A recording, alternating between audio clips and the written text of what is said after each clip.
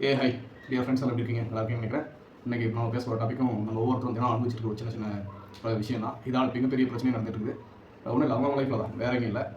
என்னென்னு பார்த்தோம்னா கவனச்சிதறல், மைண்ட் ப்ரொஜெக்ஷன் அப்படின்னு சொல்லக்கூடிய ஒரு வார்த்தை இருக்குது. இப்போது நம்ம வந்து தினம் வந்து ஒரு சில விஷயங்கள்லாம் ரொம்ப கவனமாக செலுத்தி அந்த வேலையை செஞ்சு முடிக்கணும்னு நினைப்போம். ஆனால் ஒரு கொஞ்ச நேரத்தில் என்ன பண்ணணும்னா அந்த மனநிலையிலேருந்து மாறிடுவோம். அதுதான் கவனச்சிதறல் சொல்லுவோம். அதை எதனால் நடக்குதுன்னா, தொடர்ந்து ஒரு விஷயத்தை பற்றி நம்ம யோசிச்சுட்டு இருக்கும்போது மூளை சரியாக அதோட ஃபங்க்ஷன் ஆகிட்டு இருக்குது, இல்லை அது சம்பந்தமான விஷயத்தை மட்டும் யோசிச்சுட்டு இருக்குது அப்படின்னாக்கா ஒரு குறிப்பிட்ட கண நேரத்தில், அதாவது ஏற்கனவே நம்ம சில வீடியோஸில் பேசியிருப்போம், ஒரு மனுஷனோட சாதாரண ஒரு மனநிலையில் ஒரு புள்ளியில் ஒரு கவனம் செலுத்தப்படுது அப்படின்னாக்கா அது ஒரு நார்மலாக 4 நிமிஷம் வரைக்கும் அந்த கவனம் தொடர்ந்து இருக்கும்னு சொல்லி ஒரு சயின்டிஃபிக்கலான ஒரு விஷயத்தை சொல்லியிருக்காங்க. அதன்படி பார்த்தோம்னா நமக்கு அந்த 4 நிமிஷத்தை கடக்கும்போது நம்மளுடைய பொறுமை இழந்துடும். அந்த விஷயத்தில் வந்து பொறுமை இழக்கும்போது நம்ம அடுத்த விஷயத்தை பற்றி யோசிக்க ஆரம்பிச்சோம். கண்ணில் படுறதோ காதில் கேட்குறதோ இல்லை ஏதோ ஒரு வகையில் வந்து நமக்கு சிந்தனை வந்து மாற்று சிந்தனை ஏற்பட்டு நம்ம வந்து அந்த மனசு வந்து அடுத்த ஸ்டேஜுக்கு போகும்போது அந்த கவனங்கிறது சிதறடிக்கப்படுது. ஓகே, இந்த சிதறடிக்கிற விஷயத்தை பார்த்தோம்னா 2 வகையான சிதறல் வந்து நடக்குது. ஒன்று, இயற்கையாகவே நமக்கு மனச்சிதறல் இருக்கும், இல்லை தூண்டப்பட்ட ஒரு மனச்சிதறல் ஏற்படும். இந்த 2 வகையான சிதறல்கள் தான் இன்றைக்கி மனுஷனோட வாழ்க்கையை வந்து சீரழிச்சிட்டு இருக்குது அப்படிங்கிறது நமக்கு கண்கூட பார்க்கக்கூடிய ஒரு ஒன்று தான். சரி, ஓகே, அப்போது இயற்கையான ஒரு கவனச்சிதறல் அப்படிங்கிறது என்னென்னு அப்படின்னு சொல்லி பார்த்தோம்னா, ஒன்றும் இல்லை, நம்ம நார்மலாக ஒரு இடத்துக்கு போயிட்டு இப்போ ஏதாவது ஒரு விஷயத்தை செய்வோம். சரி, சிம்பிளாக சொல்லட்டுமா, ஒரு இயற்கையை ரசிக்கிறேன் அப்படின்னு சொல்லி ஒரு இடத்துக்கு போவோம். ஒரு சைலண்டாக உட்காந்து அழகான மலைகளோ இல்லை வந்து காடோ இல்லை மேங்களோ இல்லை பூக்களோ ஏதோ ஒன்று சொல்லி லைட்டாக ரசிச்சுட்டு உட்காந்துட்டு இருக்கோம் நீங்கள் நினச்சிக்கோங்க. அப்படி நினச்சிட்டு இருக்கும்போது திடீர்னு சைடில் நம்ம பக்கத்தில் ஏதோ ஒன்று சரக்கு அப்படின்றதோ இல்லை வந்து திடீர்னு ஏதோ ஒரு சவுண்டோ, வித்தியாசமான சவுண்டு சரசரன்னு கேட்கும்போது உங்களுடைய அவ்வளோ அழகாக ஒரு மனசை இதமாக வாங்கிட்டு இருந்த அந்த ஒரு விஷயத்தை ஒரு கொஞ்சம் நேரத்தில் அந்த கவனம் சிதறடிக்கும். உனக்கு உடனே அந்த விஷயத்தை யோசிச்சு என்னவா இருக்கும் தேட ஆரம்பிச்சுன்னா உங்களுக்கு வந்து அந்த 4 நிமிஷம் செகண்ட் அப்படிங்கிறது 4 செகண்ட் வந்து 4 நிமிஷம் வரைக்கும் அதை நோக்கி போயிட்டு இருப்பீங்க. நீங்கள் அது வரைக்கும் எவ்வளோ மைண்ட் அமைதியாக இருந்தீங்களோ அது உங்ககிட்ட இருக்காது. மறுபடியும் அதை நீங்கள் கொஞ்சம் மீண்டு வந்து அப்படி வந்து அதுக்குள்ளே இன்வால்வ் ஆகும், கொஞ்சம் டைம் எடுக்கும். ஸோ இந்த மாதிரி சின்ன சின்ன விஷயங்கள்லாம் வந்து சாதாரண இயல்பாக நடந்துறது தான். ஓகே, ரெண்டாவது தூண்டப்பட்ட மனச்சிதறல் அப்படிங்கிறது ஒன்றும் இல்லைங்க. வாட்ஸ்அப்பு, ஃபேஸ்புக்கு, ட்விட்டரு, இன்றைக்கி இருக்கிற சோசியல் மீடியாஸ் தான் அது. திட்டமிட்டு இது வந்து நம்மளுடைய மனச்சிதறல் அல்லது மனச்சிதைவை ஏற்படுத்தக்கூடிய ஒரு விஷயமா இருக்குது அப்படிங்கிற விஷயம் தான் இன்றைக்கி முக்கியமாக பேச வந்து. நம்ம ஆக்சுவலாக சரியாக சொல்லணும்னா நம்மளுடைய மூளையோட அந்த கெப்பாசிட்டி அப்படின்னு சொல்கிறது கிட்டத்தட்ட 10,000 ஜெகாபைட் அப்படிங்கிற அளவுக்கு நம்மளுடைய நினைவு திறனையும் சரி, சேமிப்பு வைக்கக்கூடிய திறனும் சரி, நம்ம மூளை வந்து இயல்பாகவே பெற்றிருக்குது அப்படின்னு ஒரு சயின்டிஃபிக்கல் ஒரு தகவலும் இருக்குது. அப்படி இருக்கும்போது அவ்வளோ விஷயம் நம்மளால் ஞாபகம் வச்சுக்க முடியும் அப்படின்னா இன்றைக்கி நம்மளால் ஒரு விஷயத்தை சாதாரண சிம்பிளாக படிச்சதையோ கேட்டதையோ பார்த்ததையோ ஞாபகம் வச்சுக்க முடியாது. ஏன் ஒரு குறிப்பிட்ட காலத்துக்கு முன்னாடி பார்த்தீங்கன்னா ஒரு சினிமாவில் ஒரு பாட்டு கேட்கும்போது அந்த பாட்டை முழுமையாக நம்மளால் பாட்டை திரும்ப பாடக்கூடிய அளவுக்கு நம்ம ஆர்வமாக இருந்தால் அதை உருவாக்கிட்டு இருந்தோம். ஆனால் இன்றைக்கி பார்த்தீங்கன்னா ஒரே படத்தில் வர பாட்டு ஒரு பாட்டை நம்மளால் முழுமையாக பாட முடியும். ஏன்னா ஃபுல் டிஸ்ட்ராக்ஷன் அது. அந்த பாட்டே பார்த்தீங்கன்னா லிரிக்ஸ் ஒன்றா இருக்கும், மியூசிக் ஒன்றா இருக்கும், பேக்ரவுண்ட் ஒரு மியூசிக் போய்ட்டு டான்ஸிங் போய்ட்டு இதில் வந்து நம்ம எதை வந்து மைண்டில் வாங்கணும், எதை விஷயம்ன்றதே நமக்கு தெரியாது. அந்த மாதிரி டிஸ்ட்ராக்ஷன் நடக்கிற அளவுக்கு இன்றைக்கி எல்லாமே இருக்குது. சரி, ஓகே, நம்ம ஃபேஸ்புக்கு, ட்விட்டரு, இப்போ வீடியோஸ் எல்லாம் அந்த மாதிரி சோசியல் மீடியாஸ்லாம் நம்ம எப்படி வந்து கவர் பண்ணிட்டு இருக்கோம்னு சொல்லி பார்த்தீங்கன்னா அவங்க யூஸ் பண்ணுற அவங்க யூஸ் பண்ணிட்டு இருக்க ட்ரிக் என்னன்னு பார்த்தீங்கன்னு வச்சுக்கோங்களேன், டைம் மேனேஜ்மெண்ட். அதாவது நம்ம வந்து ஒரு குறிப்பிட்ட நேரம் ஒரு வீடியோவை பார்க்க வைக்க முடியும் அப்படின்னா அவங்களுக்கு அது குறிப்பிட்ட கணிசமான தொகை நம்ம கிட்ட இருந்து போயிட்டு இருக்குது, நம்ம நேரத்துல இருந்து போயிட்டு இருக்குது அப்படிங்கிற ஒரு விஷயம் தான். அதனால் நீங்கள் ஒரு உதாரணத்துக்கு சொல்கிறேன், ஃபேஸ்புக் அப்படிங்கிற ஒரு இதுக்குள்ள போங்க. நீங்கள் ஒரு இன்ட்ரெஸ்டிங்கான ஒரு பேஜ் நீங்கள் அப்படி லைட்டாக அப்படி ஸ்க்ரோல் பண்ண ஆரம்பிப்பீங்க. அதை படிச்சுட்டு நம்ம அடுத்து எங்கேயா போயிடுவோம், இல்லை அதை விட்டு வெளியே போயிடுவோம் அப்படின்னு போவீங்க. உடனே அதில் இருந்து இன்னொரு ஸ்க்ரோல் பண்ணுவீங்க, அடுத்த டாபிக் பார்ப்பீங்க, உடனே ஒரு வீடியோஸ்க்குள்ள போவீங்க. வீடியோஸ்க்குள்ள உள்ள போயிட்டீங்கன்னாவே உங்களுக்கு பிடிச்சதாவே இப்போ சொல்லவே தேவை. ஆர்டிஃபிஷியல் இன்டெலிஜென்ஸ் அதோட மூவ்மெண்ட்டாக என்ன பண்ணீங்கன்னா உங்களுக்கு என்ன பிடிச்சிருக்கோ உங்களுக்கு சஜஷன் வீடியோஸ் சொல்லிட்டு ரெக்கமெண்ட் வீடியோஸ்னு சொல்லிட்டு நீங்கள் தொடர்ந்து எந்த விஷயத்தை அதிகமாக பார்த்தீங்களோ அந்த விஷயத்தை திரும்ப உங்களுக்கு அது பேசுகிறவே உங்களுக்கு வீடியோஸ் கொடுத்துட்டே இருக்கும்.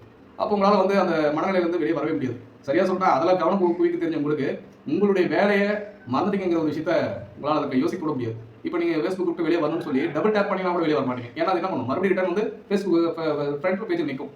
இப்போ யூடியூப்ஸும் அதே மாதிரியான மூடு தான் இருக்குது. இப்போ ஒவ்வொரு சோசியல் மீடியாவும் என்ன பண்ணுறா உங்களுடைய நேரத்தையும் உங்களுடைய மணி மீன்ஸ் பணம், நீங்கள் உங்களுக்கு எப்படி இதில் பணம் எடுக்கிறாங்க அப்படிங்கிற சொல்லவே தேவை. வீடியோஸ் மூலமாக தான் வியூஸோட நேரம் அதிகரிக்கிறதுக்கு அந்த நெட்டோட வேல்யூவை அவங்க பணமாக மாற்றி அவங்களுடைய கஜானா நிரப்பிக்கிறதுக்கான ஒரு வழிமுறை தான். இதில் நமக்கும் வருமானம் இருக்குது, அவங்களுக்கு வருமானம் இருக்குன்னா முறையாக பயன்படுத்துறவங்களுக்கு, நேரத்தை பயன்படுத்துறவங்களுக்கு அந்த முறையாக இருக்கதான் செய்யுது. சரி, ஓகே, இந்த கவனச்சிதறல் திட்டமிட்டு நமக்கு எதுக்கு பரப்புறாங்கிற விஷயத்தையும் சொல்லிட்டோம். சரி, இந்த கவனச்சிதறலை நம்ம எப்படி தான் சரி கட்டுறது அப்படின்னு சொல்லி பார்த்தீங்கன்னா இதில் சில விஷயங்கள் ஃபேக்ட் இருக்குது. என்ன பார்த்தீங்கன்னா எதனாலலாம் இதெல்லாம் வந்து கவனச்சிதறல் நமக்கு அதிகமாக இருக்க வாய்ப்பு இருக்குது அப்படின்னு சொல்லி பார்த்தீங்கன்னா முதல்ல நீங்கள் சரியான நேரத்துக்கு தூங்க மாட்டீங்க. ஒன்று, அது என்ன சரியான நேரம், முடிஞ்ச வரைக்கும் ஆதி காலத்தில் வந்து நம்ம பண்டைய மக்கள்லாம் வந்து இரவு 7:30க்கு மேலே தூங்கிடுவாங்க, காலையில் 3:30க்கு மேலே முடிச்சுக்குவாங்க அப்படிங்கிறது ஒரு வரையறையே இருந்திருக்கு. அது நமக்கு இன்றைக்கி தெரியாது. ஆனால் அந்த பண்டைய காலங்களில் மக்கள் இதாக ஃபாலோ பண்ணி நம்ம தாத்தா பாட்டி காலத்தில் கேட்டு பாருங்களேன், யாராவது இருந்தாங்கன்னா கேட்டு பாருங்களேன், அவங்க வந்து சீக்கிரமே தூங்கி ரொம்ப முன்னாடியே எழுந்திரிச்சுவாங்க. அதனால தான் அவங்களுடைய அந்த கவனக்குங்கிறது ரொம்ப ஷார்ப்பாக இருக்கும். அவங்க எந்த காலத்துலேயோ கேட்டதோ படித்த விஷயங்களை வந்து பார்த்ததே வந்து ரொம்ப தெளிவாக அவங்க ஞாபகம் வச்சிருப்பாங்க. ஏன்னா அவங்க எந்த இன்றைக்கி இருக்கிற அந்த டிஸ்ட்ராக்ஷன்லாம் அவங்களுக்கு அந்த இருந்ததே கிடையாது. ஒன்று, சரியான நேரத்தில் தூங்குறதில்ல. அடுத்து சரியான ஃபுட்டு, சரியான சாப்பாடு அவங்க எடுத்துக்கிறதே கிடையாது. அதான் நம்ம எடுத்துக்கிறது இல்லை. எப்படி எடுத்துக்கிறதுன்னு பார்த்தீங்கன்னா அந்த காலத்தில் பார்த்தீங்கன்னா ஏதோ ஒரு சின்னதாக ஒரு உடம்பு சரியில்லை, இல்லை ஏதோ ஒரு விஷயத்தை சொல்லணும், ஒரு பற்றியை சொல்லணும்னா அவங்க தெளிவாக ஒரு வார்த்தை சொன்னாங்க, உப்பு புளி காரத்தை குறைச்சிக்கணும் அப்படின்வாங்க. எதுக்கு நீங்கள் யோசிச்சிருக்கீங்களா? உப்பாக இருக்கட்டும், இல்லை புளிப்பாக இருக்கட்டும், இல்லை காரமாக இருக்கட்டும், இது மூணுமே பார்த்தீங்கன்னா நம்மளுடைய பாடி வித்து நம்மளுடைய மைண்டை இது ரெண்டுமே கண்ட்ரோல் பண்ணும். நல்லா கவனிச்சு பாருங்க. உப்பு உடம்புல இருக்குதுனாவே அது வந்து அந்த மனநிலை வந்து எப்படியாப்பட்டதாக இருக்கும்னா அதிகபட்ச உணர்ச்சி வசப்படக்கூடிய சூழ்நிலையாக இருக்கும். புளிப்பு இருக்குதுனாவே உங்களுக்கு ஒரு விதமான அன்ஈஸியான ஒரு ஃபீல் தெரியும். காரம் இருக்குதுனாவே உங்களுடைய காரத்தை வந்து கூட்டு வேகத்தையும் ஒரு ரத்த ஓட்டத்தோட வேகத்தையும் அதிகப்படுத்தும் போது உங்களுடைய மைண்ட் வந்து ரொம்ப ஃபாஸ்ட்டாக மூவ் ஆகிட்டே இருக்கும். அதாவது ஒரு கோபம், பதட்டம், ஒரு விதமான ஆக்ரோஷம் இருக்கிற மாதிரி இருந்துகிட்டே இருக்கும். அதனால தான் சொல்லுவாங்க, தெலுங்கு பக்கம் ஆந்திரா பக்கம் போயிடாதப்பா, காரம் ஹெவியாக போட்டு சாப்பிட்றவங்க காரம் சாப்பிட இருப்பான்னு சொல்லுவாங்க. அப்போது இந்த உப்பு புளி காரம் அப்படின்ற உணவு சுவைகளில் கூட என்ன பண்ணுறா நம்மளுடைய மனநிலையை கட்டுப்படுத்த சக்தி இருக்குதுங்கிறதுனால அந்த காலத்தில் இந்த வார்த்தையை சொல்லி வச்சாங்க. இதை நம்ம மறந்துடவே கூடாது. ஆச்சுங்களா? சரி, ஓகே. நெக்ஸ்ட்டு அடுத்த முறையான கவனக்குவிப்பு. அது என்னங்க, அதுதான் கவனக்குவிப்புன்னு சொல்லிட்டு வரணும். இப்போ நம்ம ஒரு வேலையை செய்கிறோம். அந்த வேலையை ஒரு 5 நிமிஷம் ஒரு 10 நிமிஷம் செய்வோம். ஆனால் அதுக்கப்புறம் அந்த வேலையை விட்டு நம்ம டக்குன்னு மூவ் பண்ணிடுவோம். ஏன்னா நம்மளால் அந்த ஒரு குறிப்பிட்ட நேரம் வரைக்கும் நம்ம செய்ய முடியும். நமக்கு அதுக்கப்புறம் ஒரு சின்ன சலிப்பு தடுச்சுன்னா சரி ஓகே என்ன வேணாலும் வச்சு பார்த்துக்கலாம் அப்படின்னு நினச்சி அந்த நேரத்தில் விடுற அந்த ஒரு சின்ன கேப் தான் அடுத்தடுத்து நீங்கள் அடுத்த வேலை செய்யாமல் இருக்கிறதுக்கு காரணம் இருக்குது. அந்த நேரத்தில் கவனம் குவிப்புங்கிறது மாறுபடுதா? அடுத்து நீங்கள் முறையாக எக்ஸசைஸ் பண்ணியிருக்க மாட்டீங்க. இது எல்லாம் வரணும்னு சொன்னீங்கன்னா ஒரு எக்ஸசைஸ் பண்ணியிருந்தாவே நீங்கள் காலையிலேயே சரி ஈவினிங் சரி ஒரு ரொட்டீன் வந்து ஒரு எக்ஸசைஸ் பண்ணியிருந்தீங்களாவே உங்களுக்கு வந்து அந்த மைண்ட் தாட்டுங்கிறது கண்ட்ரோல் வரும். ஆனால் உதாரணத்துக்கு ஒரு நல்ல அருமையான ஒரு படங்க, இந்த வாரணமாயிரம் அப்படிங்கிறது சூர்யா நடிச்ச படம். அந்த படத்தில் ஒரு வாழ்க்கையில் படிநிலைகளில் அடுத்தடுத்து ஒரு கஷ்டத்தை தாண்டி வாழ்க்கையில் கடைசி எட்ஜுக்கு போகும்போது அவர் என்ன சொல்ல வருவார் சொல்லி பார்த்தீங்கன்னா, நீங்கள் எவ்வளோ விதமான கஷ்டங்கள் பார்த்தாலும் சரி, எத்தனை விதமான மைண்ட் டிஸ்ட்ராக்ஷனில் போயிருந்தாலும் சரி, வாழ்க்கையில் எத்தனையோ மாற்றங்கள் நடந்தாலும் சரி, முதல்ல உங்களுடைய உடம்பு ஆரோக்கியம் வச்சுக்கோங்க, உங்களோட உடம்பு தயார் பண்ணுங்கள், ஆட்டோமேட்டிக்காக நீங்கள் வந்து சரியான பொசிஷன் போயிடுவீங்க அப்படிங்கிறது அழகாக எடுத்து சொல்லிப்பாரு. நீங்கள் வேணா அந்த படத்தை கூட ஒரு முறை பாருங்கள். பார்த்துட்டிங்கன்னா உங்களுக்கு அந்த ஐடியா கிடைக்கும். சரி, இந்த கவனச்சிதறல் படிக்கும்போது எனக்கு டைவர்ட் ஆகுது, இது எப்படி தான் நான் சரி பண்ணுறது? இல்லை ஒரு குறிப்பிட்ட வேலை செஞ்சுட்டு இருக்கும்போது எனக்கு வந்து அந்த டைவர்ட் ஆகுது, அது எப்படி தான் சரி பண்ணுறதுன்னு சொல்லி யோசிச்சிங்கன்னா ரொம்ப சிம்பிளுங்க. நான் சொல்லியிருந்தேன் இவ்வளோ நம்ம ஃபேக்டாக சொல்லியிருந்த எல்லா விஷயமும் கரெக்டாக செஞ்சு பாருங்க. முடிஞ்ச வரைக்கும் காலையில் சீக்கிரம் எந்திரிக்கணும் ஒரு முடிவெடுங்க. நம்ம இதுக்கு முன்னாடி சில வீடியோஸ்லாம் சொல்லியிருப்போம். முடிஞ்ச வரைக்கும் சில பேர் பார்த்தீங்கன்னா இந்த ரொம்ப அதிபதிசாலியாக, அதாவது அதிபதிசாலினா சாதனையாளர்கள் இருக்கிறவங்க எல்லாமே பார்த்தீங்கன்னா கரெக்டாக அதிகாலை 4 மணிக்கெலாம் எழுந்திரிச்சிருக்கிற பழக்கம் வச்சுட்டு இருக்கிறவங்களா இருப்பாங்க. உங்களால் வந்து அவ்வளோ முன்னாடி எழுந்திரிக்க முடியலாம். ஜஸ்ட் ஒரு 5 மணிக்கு எழுந்திரிங்க, 5:30 வரைக்கும் எழுந்திரிச்சிருங்க. எழுந்திரிச்ச உடனே உங்களுடைய ஃப்ரெஷ்ஷப் ஆகிட்டு எக்ஸசைஸ் பண்ணிவிட்டு ஒரு சின்ன மெடிடேஷன் பண்ணிவிட்டு அந்த நாள் ஆரம்பிங்க. உங்களுக்கு நிச்சயமாக ஒரு நல்ல ஒரு இம்பாக்ட் தரும்.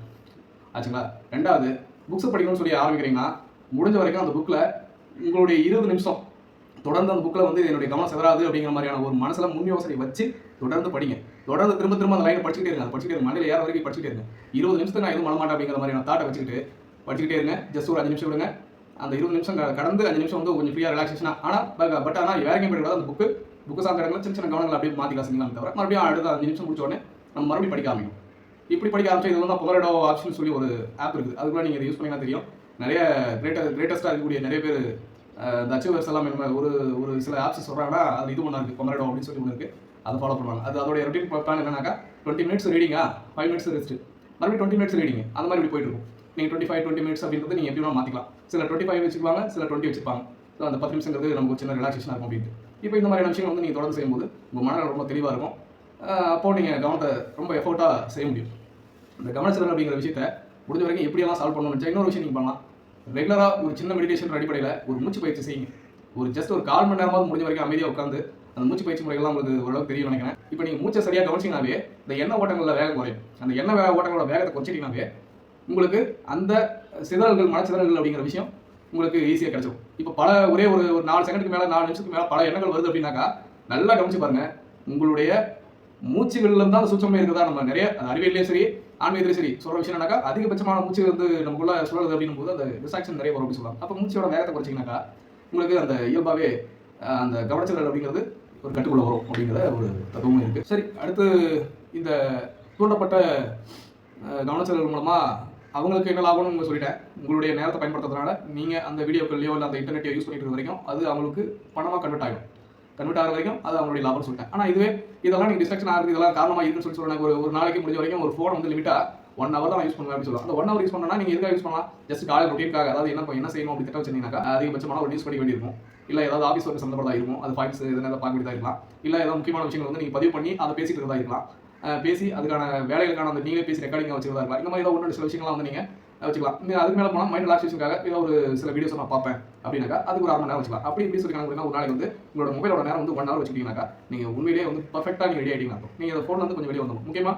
ஃபோன் யூஸ் பண்ணும்போது வந்து அந்த உங்களை இடைவிடாமல் உங்களை வந்து கவர் பண்ணி வச்சுக்கிற ஃபேஸ்புக், ட்விட்டர், மற்ற எல்லா சோசியல் மீடியாஸ் எல்லாமே வந்து உங்களுடைய வந்து முழுக்க அடைச்சி வச்சிருக்கிற எல்லா வீடியோஸ் வந்து நீங்கள் முடிஞ்ச வரைக்கும் எல்லா சோசியல் மீடியாஸ் வந்து வெளியே வந்துங்க. அது உங்களுடைய கவனச்சிதறலை கண்ட்ரோல் பண்ணும். கவனச்சிதறல் அப்படிங்கிறது இன்றைக்கி சாதாரண விஷயமா இருக்கலாம், நாளைக்கு உங்களை பைத்தியம் பிடிக்கிற அளவுக்கு கொண்டு போகிறதுக்கும் ரொம்ப பெரிய விஷயம். ஏன்னா ஒரு மூலையில் ஒரு குறிப்பிட்ட அளவு தான் நம்ம வந்து வெயிட்டேஜ் போடணும். அதுக்கு மேலே வெயிட்டேஜ் போட்டோம்னா என்ன பண்ணும், அந்த மூலையே வந்து சிதறடிக்கப்பட்டு நமக்கு நிறைய விஷயங்கள், நிறைய விதமான அழுத்தங்களையும் பிரச்சனைகளையும் கொண்டு வரதுக்கும் இந்த கவனச்சிதறல் ஒரு காரணமாக இருக்கும் அப்படிங்கிறத புரிஞ்சுக்கங்க. மறுபடியும் வந்து பார்த்தீங்கன்னா, உங்களுக்கான நேரத்தை சேவ் பண்ணும்போது, அதில் நீங்கள் எந்த சோசியல் மீடியாஸ்லாம் போகிற நேரத்தை விட நீங்கள் ஏதாவது உறுதியான ஏதாவது ஒரு வேலை இப்போ படிக்கிறது, இப்போ காம்படிட்டிவ் எக்ஸாம்ஸ்லாம் எழுதுறீங்கன்னாக்கா, அதில் முழுக்க நீங்கள் எஃபோர்ட் போட்டிங்கன்னா ஒரு நல்ல வேலைக்கு போவீங்க, நல்ல சம்பளம் வாங்குவீங்க, நல்ல அச்சீவ்மெண்ட்ஸ் பண்ணுவீங்க, உங்களுக்கு பேர் கிடைக்கும், நல்ல சூழ்நிலையை உருவாக்கிட்டு நல்ல விதமாக போவீங்க. அதே போல் நீங்கள் மற்ற வேறு ஏதாவது விஷயம் பண்ணுறீங்கன்னா, கிரியேட்டிவாக பண்ணுறீங்க அப்படின்னா, அந்த கிரியேட்டிவிட்டினால உங்களுடைய பேரும் சரி, உங்களுடைய நல்ல வாழ்க்கைக்கு உதவுற மாதிரி தான் இருக்கும். மற்றவங்களுக்கு உங்களுடைய பணத்தை செலவழிக்கிறத விட உங்களுக்கான நேரத்தை இந்த மாதிரி வீடியோஸ் எல்லாம் டைவர்ட் பண்ணாமல் முடிஞ்ச வரைக்கும் ஒரு கவனமாக ஒரே ஒரு இடத்துல நிறுத்தி பார்த்தீங்கன்னாக்கா ஒன் ஆஃப் த பெஸ்ட்டாக இருக்கும்னு நான் நினைக்கிறேன். ஓகே, இன்றைக்கி நம்ம வீடியோஸ் இவ்வளோதான். நன்றி, பார்ப்போம்.